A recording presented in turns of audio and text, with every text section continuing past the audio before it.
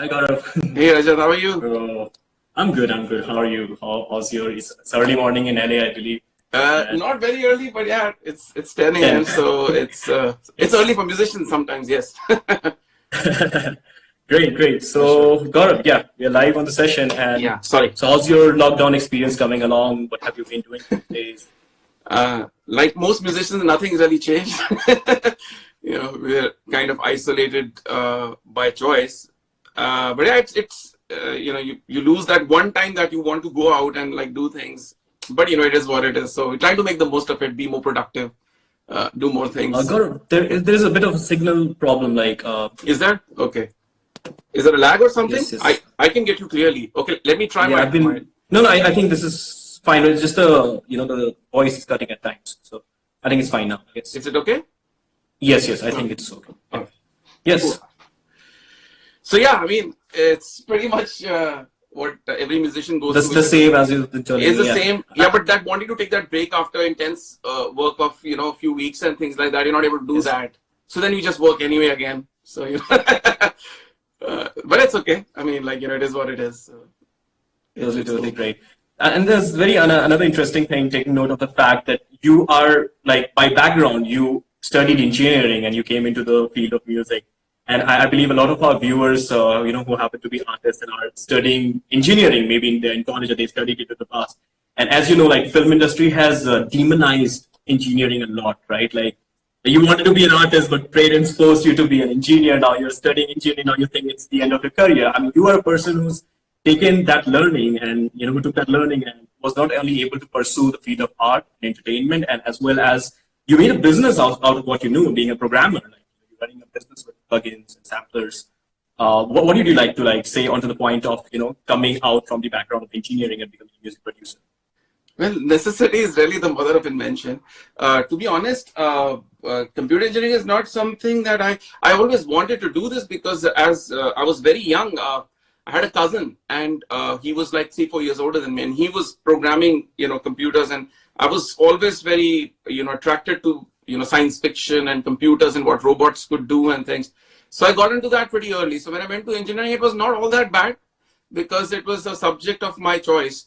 So it was interesting. But I, to be honest, in engineering college, did not know whether music would become a profession. It was something I was doing from childhood, but as opportunities. I think back in your time, it must have been a very, very new, very radical to, actually assume a career that you'd sometime want to be a music producer. I don't know, during your time, if you came from a family with other music producers, or you had to completely discover it as a fresh thing. I don't directly come from a family, but yeah, the fact that, the great legendary singer Mukesh was my father's mama. I mean, he's my granduncle.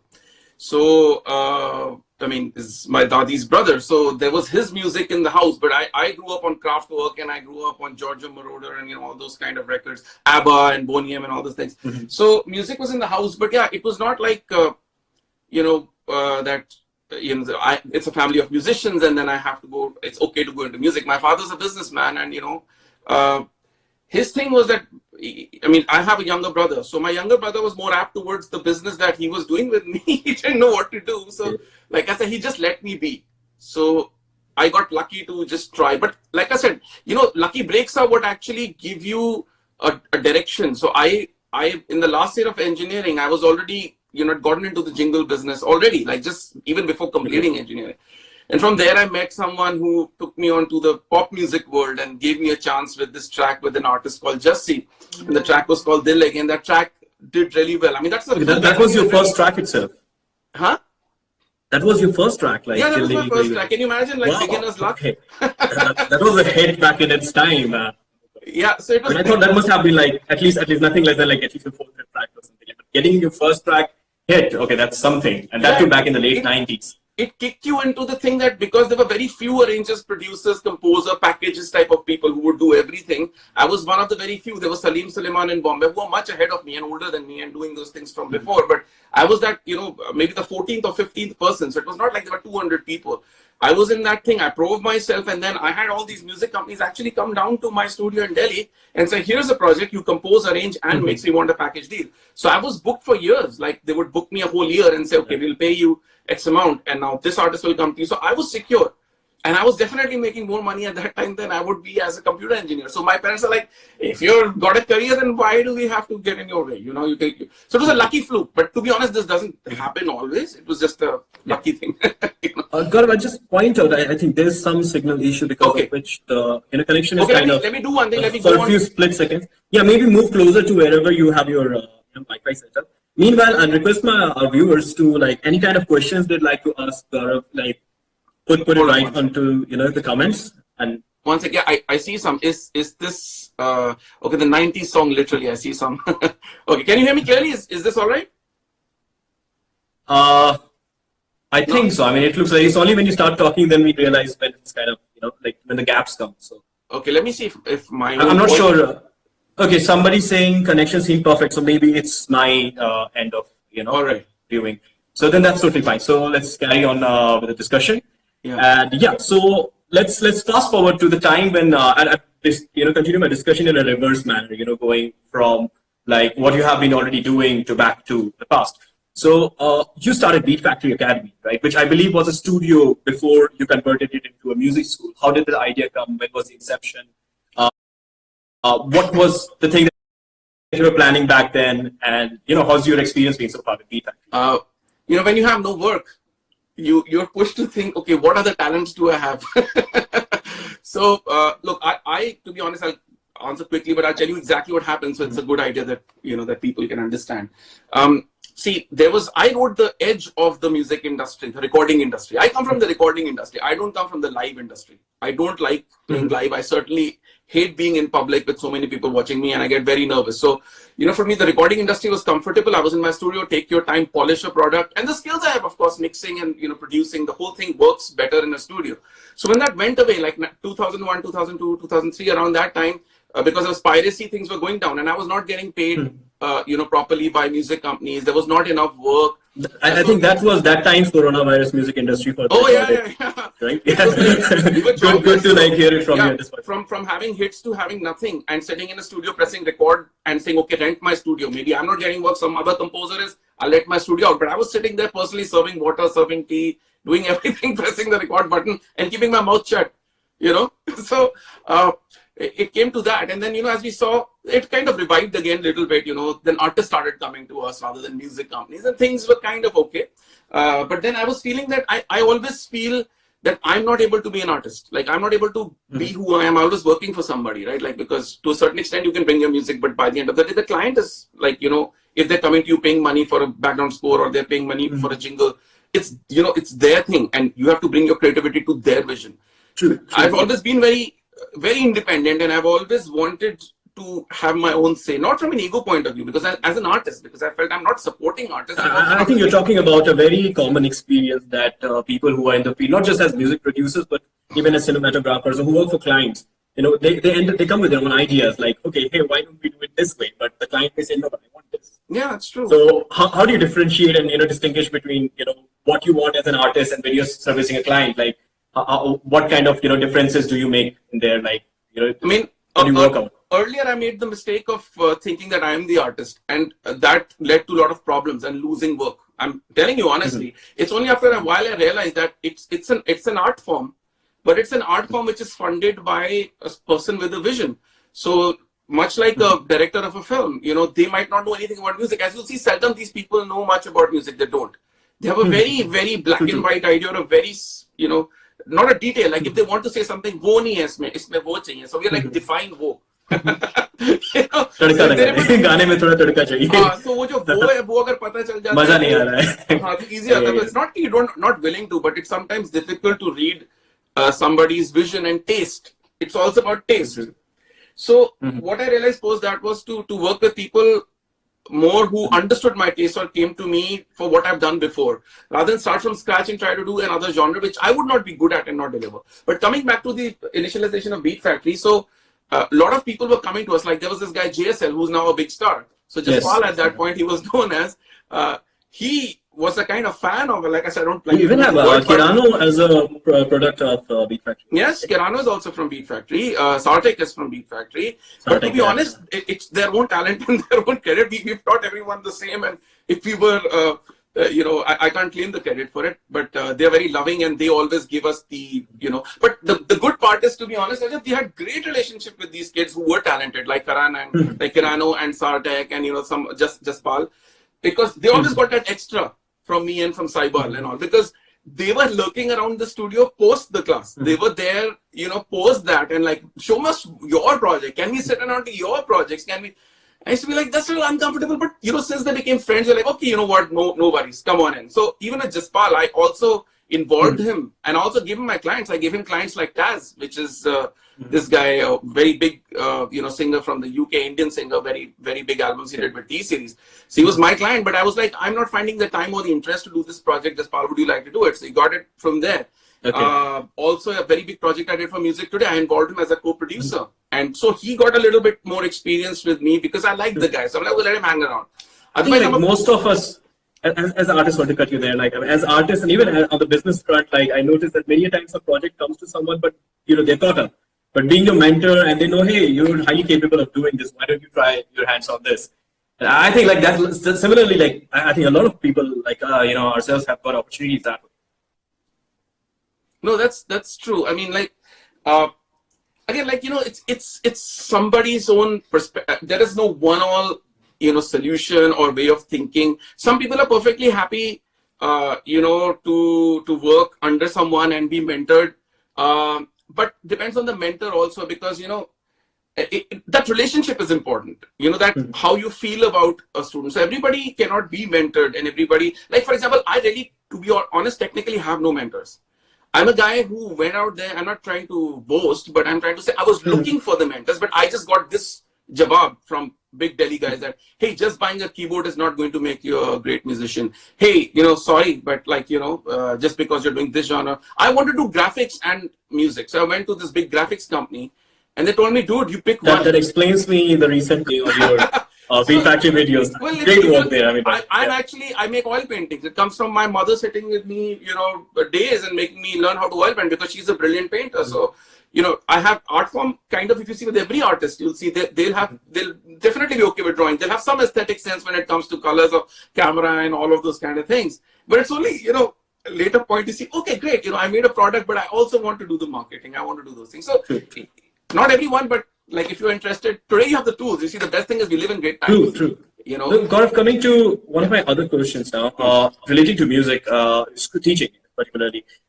We know that, coronavirus is here to stay. WHO has announced the fact that, most likely it's going to be there, even if there might not be an effective vaccine for this. Right. So what changes do you think that brings for the education sector, and particularly talking about music? You run a music school, so I think you've recently offered an online course. How do you see that transition, working out?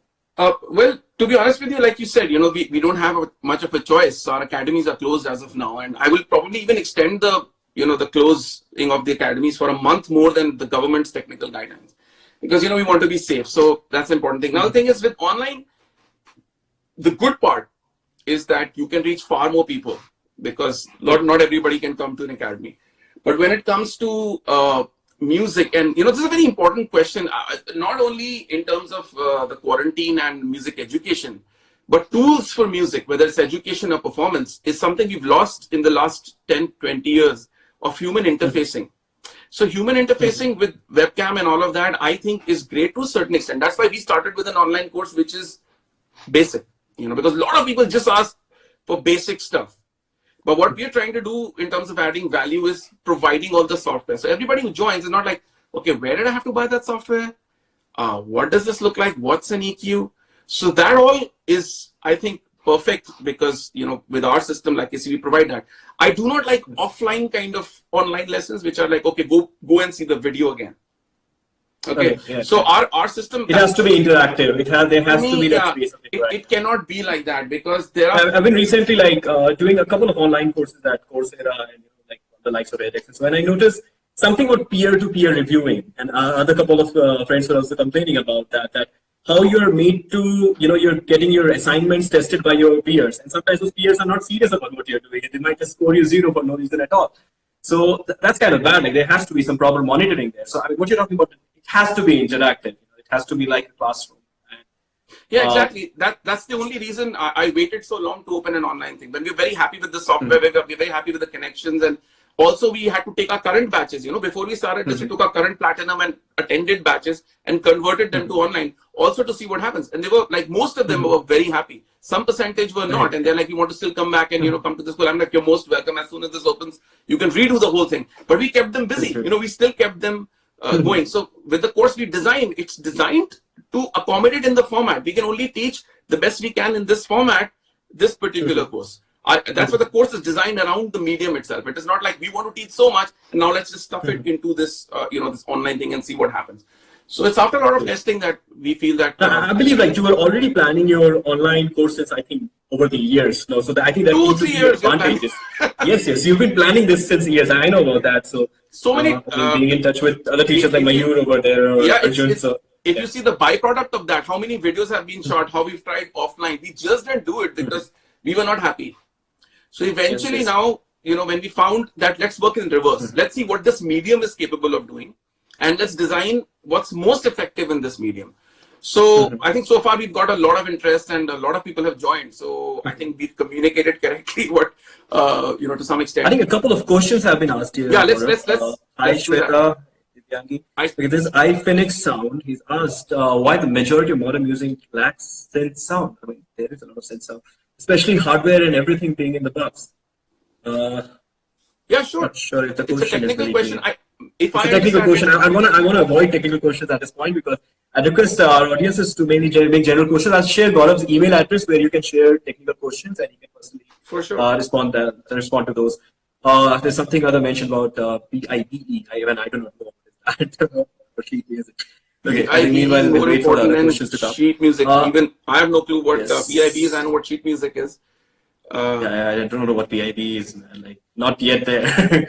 So yeah. Anyway, so coming to the next topic, you've been running a business, selling samples, Bollywood sounds, and you've got another business running called BeatSkillz, where you have been creating a lot of plugins. I in fact, have used SlamPro myself. I think now it's got a much advanced version, and you've got even a pretty popular distortion EQ plugin called Valvesque. And I want to know more about this business. And before you proceed on to explaining that, if you could give us a very quick definition for our layman viewers, that what exactly is sampling and what exactly is the plugin, the VST kind of business. Yeah, of course. So if you go to sampling, it's basically an art form that was created in the 80s and went on to 90s and 2000s, which was basically producers which came from the DJing background, basically people who were playing or emceeing at parties, and they were already spinning records, and they used to take certain sections of records and repeat them or scratch them and kind of be creative with already created music, means sample that music. But they could literally sample it. It means that they could record it or manipulate it in a digital fashion. So when in 1980s, digital samplers came about, which were affordable, like things from the likes of Akai and stuff like that, which was easy. So these DJs basically took old jazz records because they couldn't play. They didn't know how to play keys. So they would take a jazz progression and take like snip, kick snares and all from other things and create their own version of something which is completely new. I mean, it just sounded, they could pitch it and do things. So that was sampling, that was the birth of that. Now, they got into trouble a lot of times because the samples were not clear. The rights. Yeah, the rights, because you're taking somebody else's recording and using it. If it was long enough, it was identifiable. If it's identifiable, it needs to be paid for. So getting in the sampling business, is answering your question, was to give people royalty-free samples. Means you want to access Indian music, but you can't just go and sample Lata Mangeshkar. Dr. Dre did try to do that. He got sued by Bappi Lahiri and Lata Mangeshkar, for a song. Okay. That's people felt, I saw this whole area or field of Indian music. Nobody is making royalty-free loops or royalty-free music. Now, so I tapped into that, and there was initially not much of a demand. So initially, you were making a royalty-free music. Like you were not selling your samples. No, I was selling samples. Royalty-free samples means that you can use them in your recording once you buy them. If you show me the receipt, but it needs to be licensed at least, right? Yeah, it doesn't need to. The license is included in the pack. So you go, you buy that pack. You have a receipt. That receipt is as good as a license. So I mean, basically, not bothering a producer to go for clearing things. So this this loops and music ended up in Madam Tussauds. So you're not selling on behalf of someone. You are making your own samples to provide. You have giving them unlimited access. Everything is composed by me. It's recorded by me. So I have compositional rights. I have recording rights. I have everything. So it's clear. It's nobody else's compositions. It's nobody else's words. It's nobody else's tune. So when you use that, you're confident that, oh, this is cleared samples for me to use. So it ended up in places, like I said, on like Madame Tussauds, if you go to the Shah Rukh Khan section in England or wherever, my music is playing there. Why? The reason is that it was the only cleared music they could get, which sounds Bollywood. Oh, okay, that's wonderful. That's interesting. Many places end up I mean, like, I think. Yeah, sorry. I mean, while I was trying to research on your bio and trying to gather a lot of details on the kind of projects you have worked on, I mean, what I've realized is more than just the specific projects you've worked on, your music is playing on in a lot of places, just for the fact that you're creating samples. And, I mean, we can't really even count. In fact, you'd be surprised most of the time probably going to somewhere and you hear a track and you're like, hey, I made that. Right? There's a lot. I mean, I see shows on TV, on Netflix and all, and it's just full of it. Not only Indian samples, but a lot of the synthwave and all also, which I did recently. Plugins, the plugin business gave me an exposure because I'm playing my own music with my plugins. So a lot of times I get, where can I get that music? Forget about the plugin. I'm like, this is fun. Then it feels very gratifying. So speaking strictly about like the sampling business, like, how do you think the success of that has happened or taken place in India? Because I believe India is a very, piracy rampant market. So has that worked out well in India, or do you think some change is coming? It hasn't actually, and you're right. You nailed it. Because the thing is, in India, people have other things to spend money on. They don't. The economy is different, and for music, because nobody takes them seriously. So if nobody's taking a musician seriously or producer seriously, they don't have the budgets to spend. So obviously, they try to acquire it from other means. But there has been substantial business in other economies, like the United States, Europe, and all of that. So that, and they have interest in something they don't have. So they don't have Indian music, but they have a lot of interest. हमारे तो घर की मुर्गी है, चलो यार, if there is no tabla, we'll get a tabla player. Chalo, we'll hack it from somewhere. So yes. I mean, we'd rather buy a 120 rupee packet of Tropicana than buy Spotify. Yeah, initially it was like that, but of late, in the last 3-4 years, I've seen my own music, like I said, on major composers' songs. I've seen my loops like openly, like even the compositionally used, like the tune has been used as is, and lyrics have been. So many people have pointed. I said, but that's royalty free. They say, why don't you sue them? I'm like, I can't sue them. I gave them the option. Yes, I've not asked for the receipt yet. If I don't find the receipt. Okay. Anyway. No, go anytime like you find something like that happening and somebody using your work without rights there, let me know.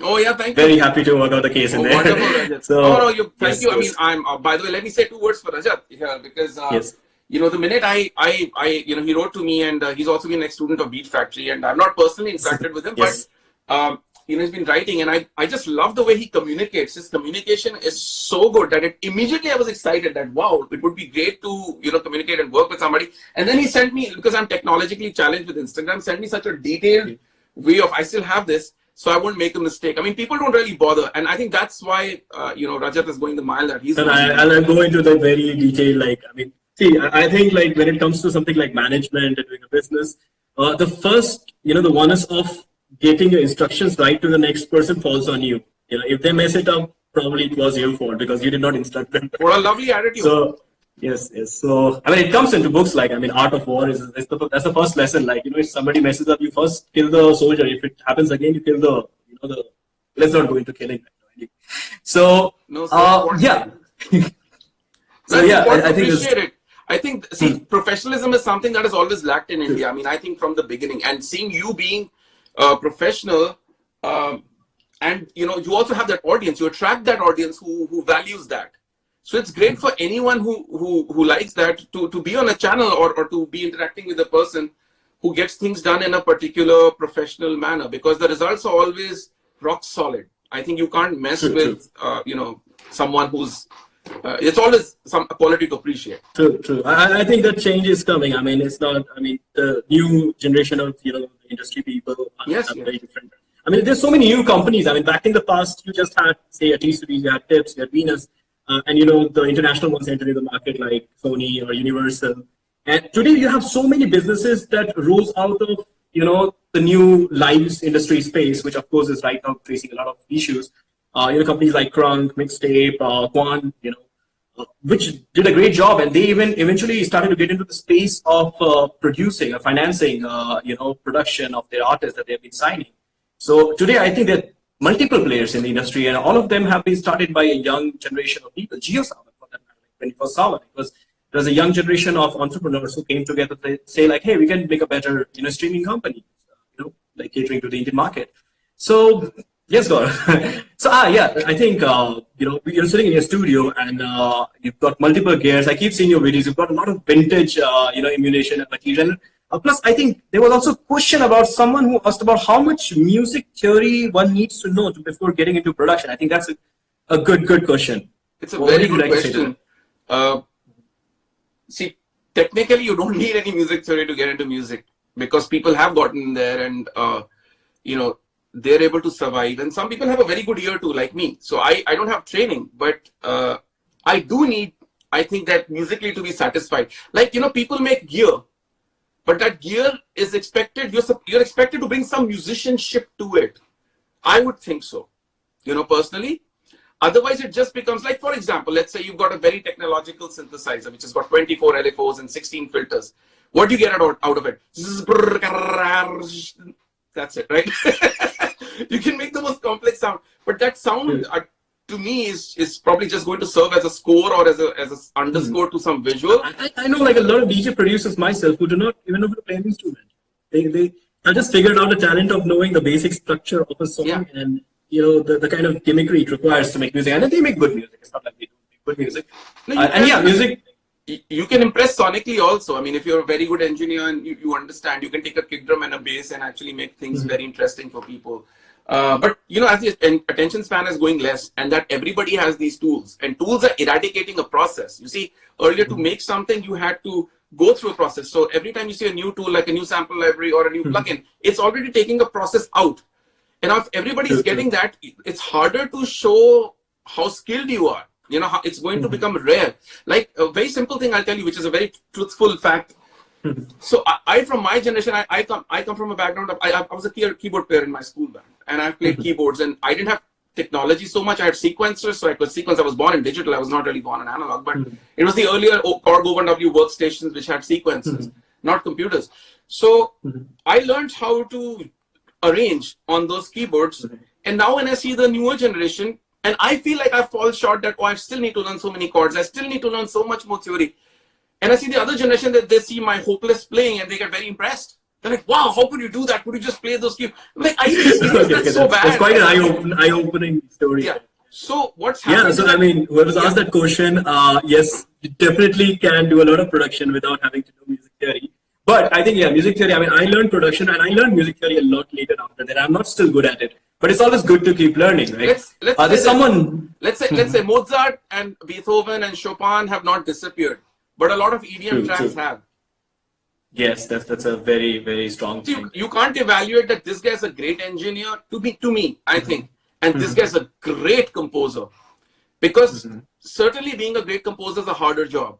I'm talking about becoming a Mozart. I'm talking about an engineer at his peak with the best gear. Who's done everything, knows everything. I still do not feel they can be, equaled or compared in terms of hard work intelligence to a composer. Composer's rocket science. Writing a score for an orchestra which is deep. I'm not saying it's writing stupid. I mean, that's where the likes of, say, Rahman, comes from. Or, I mean, recently I discovered an artist called Tom Watt, very popular in UK. Like that's the mastery he has. The amount of harmonies he could bring into his music, playing with multiple instruments, and he's not only able to record that on a recording, he's also able to pull that off exactly, and in fact better than it is on a live performance, which is harder to do. Very hard.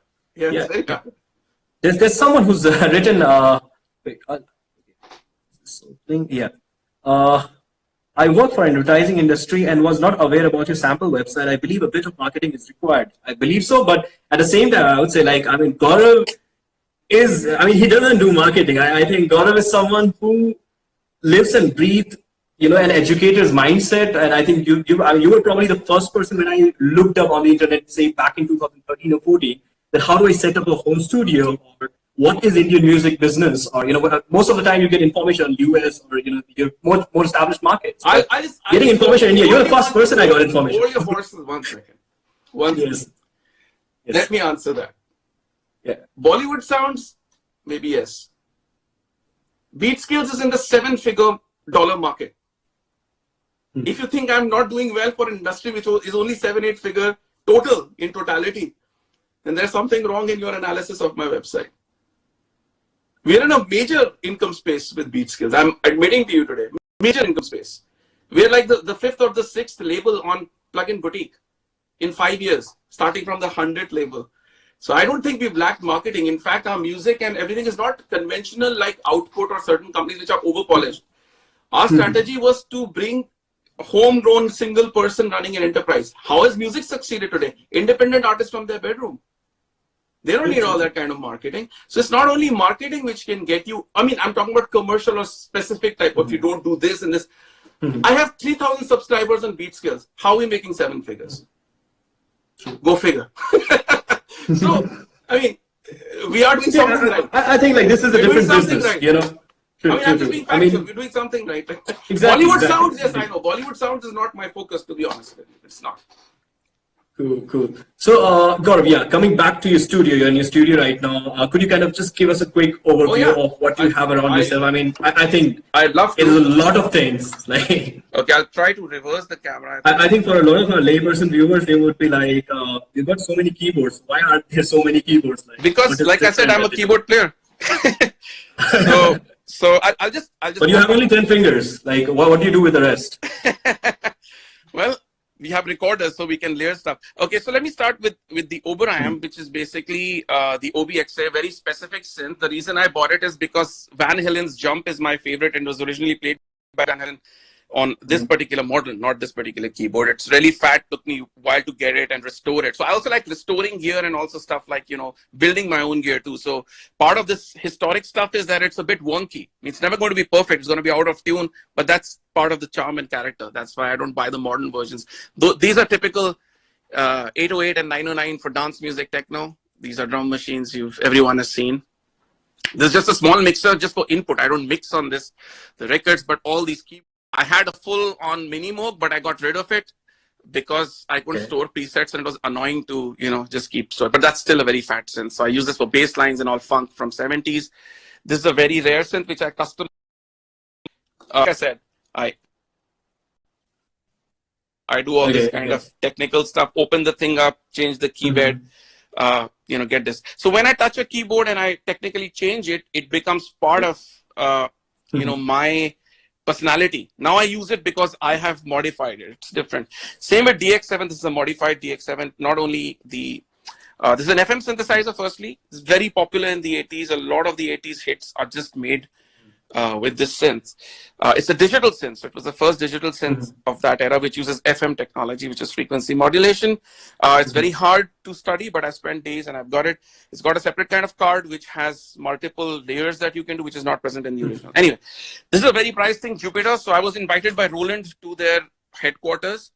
And they saw on my Instagram that I have this and they were begging me to sell this. So their own synth they wanted to buy from me, which I said absolutely no. So Jupiter 6, there's a reason it's so precious is that it just has a kind of sound which is just amazing. And it's very fully featured. So not only, it's basically a 2 oscillator synth like regular synths, but it also has cross mod, which was the first of its kind in analog at that time, same as the Jupiter 8.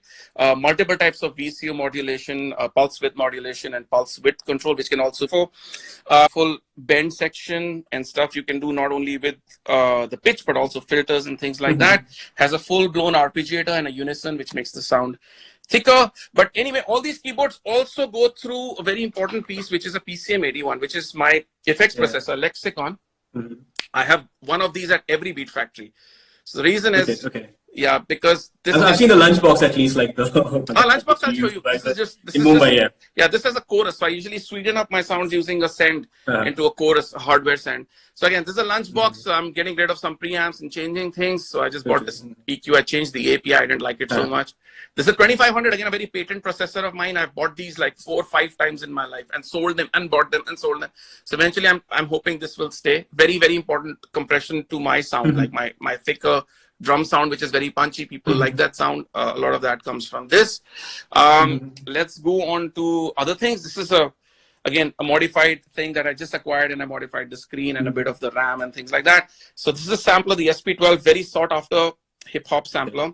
This and its brother, the SP1200 and the SP12 are like very expensive. These go for like $7,000-8,000 right now on the market because like the very less of them. Okay. Yeah, we're getting some comments from people who are aware, like that's a very damn expensive stuff. Okay. Okay, that's good. That's cool. Yeah.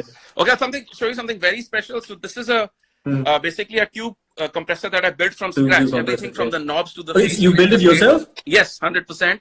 Wow. Everything like these came from England. The transformers at the back were ordered, took 3 months to do at England. So the original, and like it's never closed. If you see it, I can get electrocuted very badly. But because it's a hack and I keep changing and tweaking things, so I never shut the screws and I keep modifying the thresholds and times I can even pull out some resistors and put some new ones for different release times. So this is like a work in progress, but it's on every song that I make. It's on every product that I make because it's just amazing as a mastering compressor. I literally can't live without it. Then we come down to the tape machine. This is like I said, a lot of you have stuff a tape. which become door stoppers because I don't use them anymore. But anyway, so that's like a ATR 700, very popular in the 70s. A lot of disco music was mastered on this type of thing. So I got this specific after a lot of research from an Italian gentleman who was also my consultant because I'm new to tape machines. I was not born in that era, so I do not know. But after I started using this, I'm like, digital is fake. It's a lie. After hear what this does to the sound on its own, just you can make 1,000 plugins, but like this does it in like. I'd so look forward to like, if you could make sometime like a comparison. You might have already made a video which probably does a comparison. Not so much for this, to be honest. I've become so bad for time nowadays that I've opened a few ventures which just suck up all. I used to love to do that earlier. I used to do those videos, but then now I do it on the BeatSkillz channel instead of Beatfactory because see the global audience is more attracted to these things than the Indian audience at the moment. Anyway, so that's pretty much and there's a I think like before our audiences get very get the complex and like shit, I can't be a music producer because I mean I'll just show them like if I can change it back. Yeah, guys, that's my music studio. That's like, fine. Just got a MIDI keyboard and it's, by the way, it's a Carbon 49 which you recommended on your this video, I guess. Oh, lovely. And you took my recommendation, so yes. So I think like that's all you need to start out with. Probably even less than that, depending on what. Oh yeah, I mean, come on, Skrillex is who's bigger than Skrillex, right? So Skrillex was working out of a broken MacBook laptop all his life, So one can't really complain for. See, I had that phone at a particular position and now getting it back there is going to be a mess. Okay, let me try this part here. I got some kind of a hack holder to get it to work, but... Take your time. There you go. Now I'll have to like really sync my... So God, we've seen your instruments. I mean, we'd love to hear some music. Like, oh yeah, sure. I mean, let's see. I want to ask you to play Dil Lagi Kudi Gujarat Ki Wala. No, please. Anything.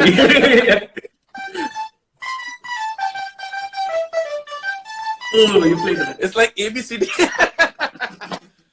If you want to know the facts about how music theory can help you, even if you don't know genre. This is an example. This song is an example. So I was asked to compose a Punjabi song. I've never heard Punjabi music in my life. I'm not Punjabi, and it's like I love the the whole thing. But I was hired more for my, arrangement and production value. So how do you compose a Punjabi tune? So the only Punjabi tune I'd heard was Jab Jab Ode Zulfe Teri, which was some old Indian Bollywood song. Da, da, da, da, da, da, da, da, da, da, da. So I took that melody and I screwed it around and made another original melody. But the scale is the same. So it came from...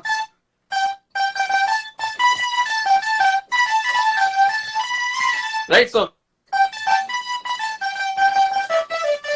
Oh, so that's not Punjabi. That's not folk. Yeah. That's my own jazz, like whatever, So it comes from my own, like... some of my family members are viewing it at the same time, like the video. And I remember back in 2000, which was the new millennium. We were doing a massive, like, family gathering, We literally booked, like, a big, I don't know what it was. It was a big, massive mansion or something, like, Okay. And we are about like 30-40 of us, like a large family. And back in those times, people used to do that. I don't know how many do that now. I mean, now it's big, we all lead like nuclear family lives. But I remember this was a track which was playing back then, like constantly. It was a viral track of that time. And, it's kind of like, it's a very interesting space, very spiritual in nature that today I'm sitting and talking to you. No, thanks so much. It happens with some things become, you don't know where they're going to go. But to be very fair and honest, you see, there was less music also that time. So for something to get popular was not that hard. If it was fairly good, if the vocals were right, if it had a catchy tune, if it was the right tempo, it would just work. Like, because it was a Daler Mehndi era, which was just past, and Jassi was a brand new artist. So we were just shifting the sound from very desi dholak tabla to slightly more modern techno house, but in the 100 BPM range, not too fast.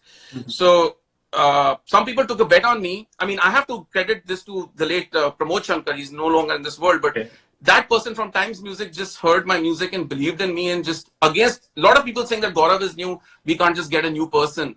I have to credit him because that track changed my life. I just got all the work from there, and I was shoved into the industry just because of that track. So I'm always grateful, for that opportunity. That's wonderful, Gaurav. So, Gaurav, you have worked with a lot of artists. Now, coming back to the projects you have done, I mean, you've composed a background score for films like Gravity, George Clooney picture, and I watched it by. But let me clarify. A lot of people misconstrue. I have not composed a score. One of my songs was used as a piece for about 30 seconds, and it became a 30 seconds to fame thing. So the score is done by another person, Stuart Price, I think that's his name. So he did the score. But I was like, my song was used. So yeah. But I got you worked on some other films as well. Like you've got like the Cinderella Story, and you worked with a lot of Western artists. In the new Blade Runner, but the agency is not acknowledging it. I'm in the new Blade Runner also, but somebody's ripped my thing, and then anyway, that's another story.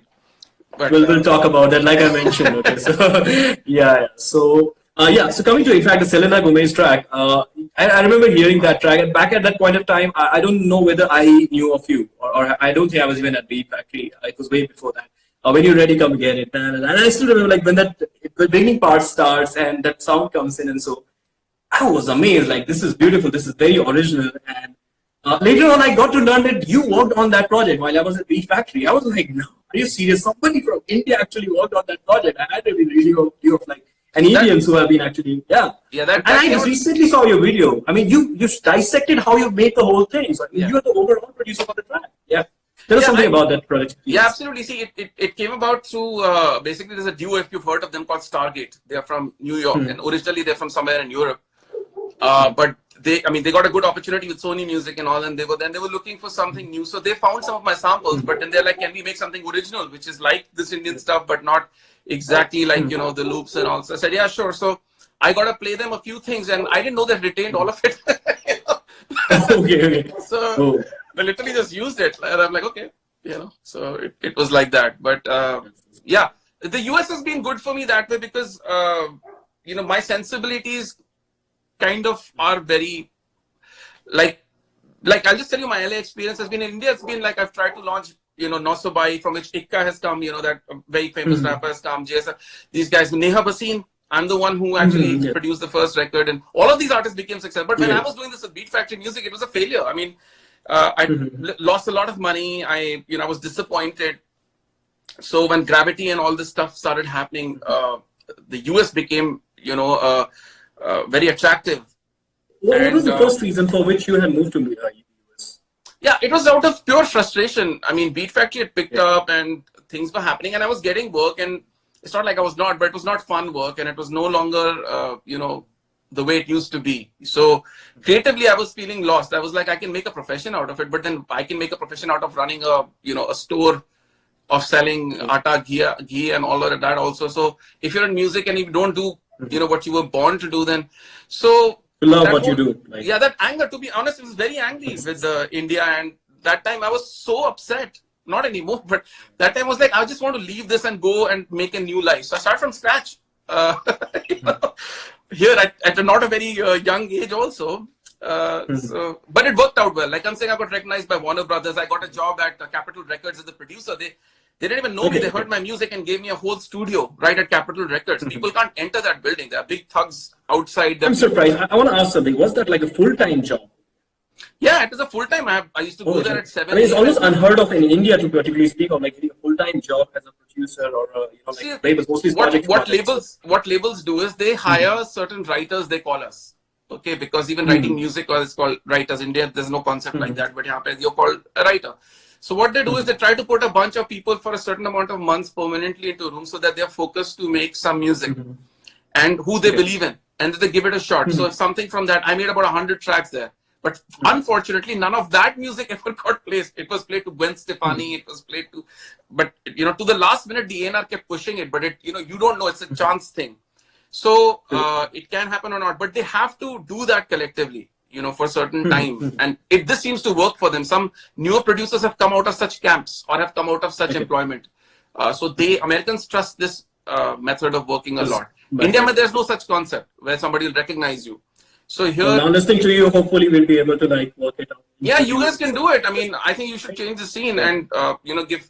I mean, Music Diaries itself, I was just seeing that you're already you have such an independent mind and outlook, and I think that's great. You're not forcing people to make something. You're taking what they have, picking what you think is good, and then promoting that or putting that out, encouraging them to build their brand. So that is actually what is needed. You can't, music is not something you can force upon an artist. It's something that has to come from within. So, that understanding that is a big thing, I think. So Gaurav, I think we're coming close to the the end of our session. So to the point you have reached today, a lot of that has been a byproduct of a lot of important things and hard work that you have done over the time, reaching a milestone. So particularly taking the example of moving to US, working as a full-time producer for Warner, right? I mean, that's I think a very specific milestone. Say a lot of our viewers are who are music producers or who aim to maybe get to that point. What should they do? What should be that stepwise thing that should they be learning over the time?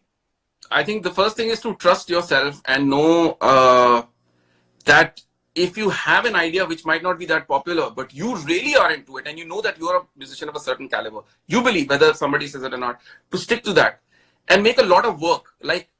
To be honest, I make a track a day. So I have, by the end of the year, about 250 tracks odd, from which I will pick 3. So to learn that music is going to be, one will be a good thing and the rest will be all byproduct. So not to be too stuck with that and make a lot of work and then take that work and then whatever throw it to agencies, throw it to placement companies. Like I said, I sent my music to Crucial Music on a friend's recommendation. I sent them just 4 tracks. They placed 3 of them. It was a chance thing.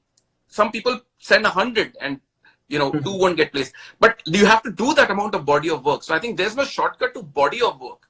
You really have to do a lot of. Hello?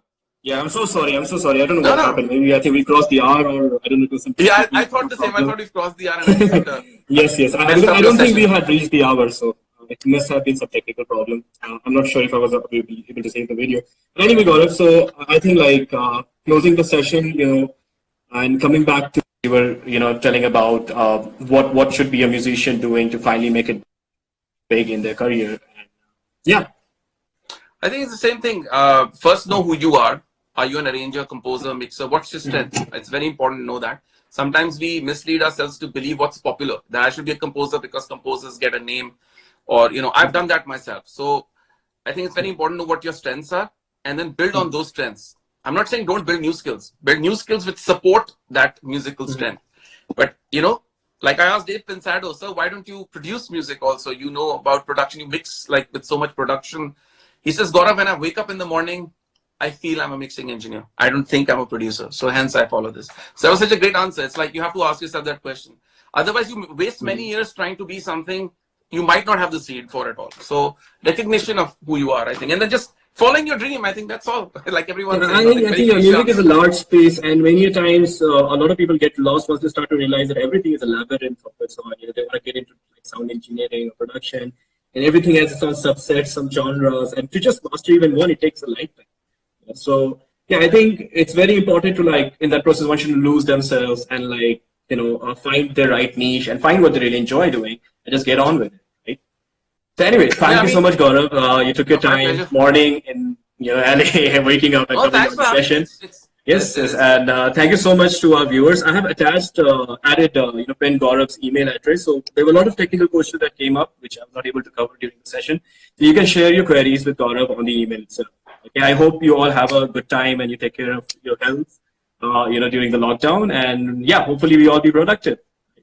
Thank you, Gaurav. Good luck to everyone. Thank you. Thanks for having me. Take care. Bye. Take care.